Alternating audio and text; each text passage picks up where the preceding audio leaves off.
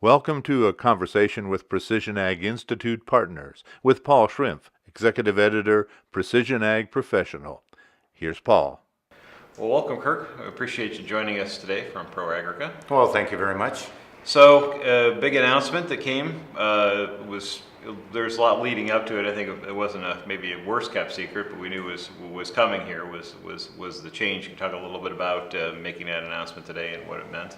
No, that's correct. So, as the market's known for the past 4 months, SST was wholly acquired by Proagrica, part of the Relics group out of the UK. Is there a sense for what that really going to mean, or can you give kind of a big picture overview of some of the things that you hope to accomplish through this, through the combination of resources and things moving forward? Yes, exactly. So, really, SST, part of the company, has always been pre-farm gate. We've been concerned with the agronomic value, the acquisition of data, and how that can really affect the producer and the grower. Whereas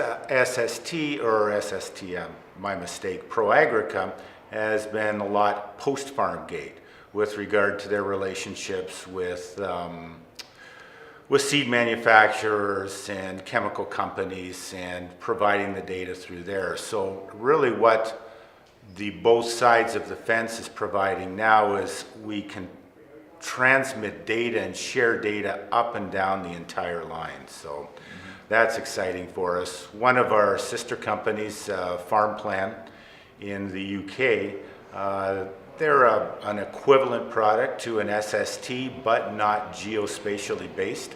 So it's exciting for us because now we can integrate them into the AgX platform and be able to provide some of those geospatial services on the other side of the pond. Interesting. So, are there any relationships or arrangements, downstream that Proagrica can bring to the relationship that are already out there, or are you going to be looking to foster those, like the retailers and the food processors? Exactly. Believe it or not, a lot of our customer base is exactly the same. So where we would have contracts with Monsanto, Proagrica had contracts with Monsanto.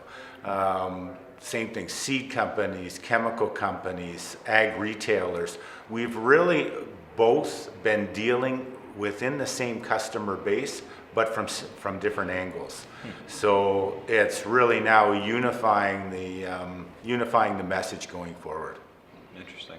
So, you've been walking around InfoAg the last couple of days, talking to a lot of people. Is there anything that's you found particularly interesting and compelling about what's happening here at the conference?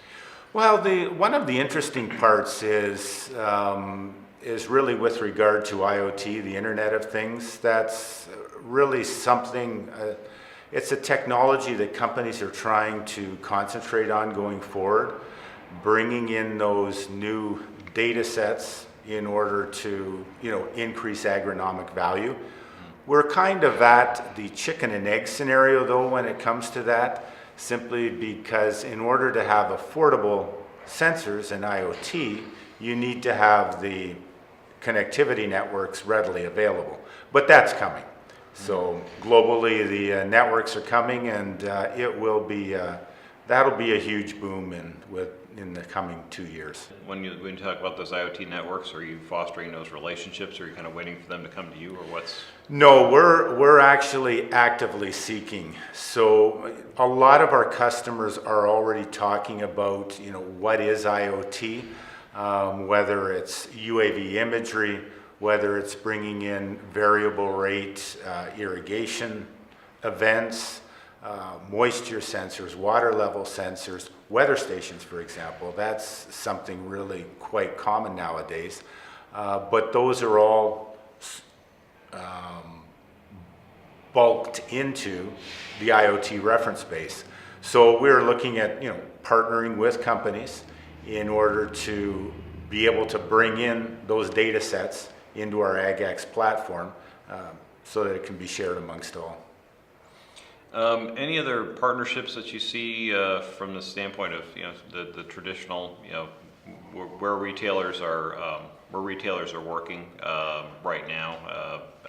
There's been I know a big push to try to be as compatible as possible with as many different partners as possible. Will we see any change in that, or any additions, or looking into the future? No, the retailers, you have to be competitive. You have to be able to change as market dynamics change.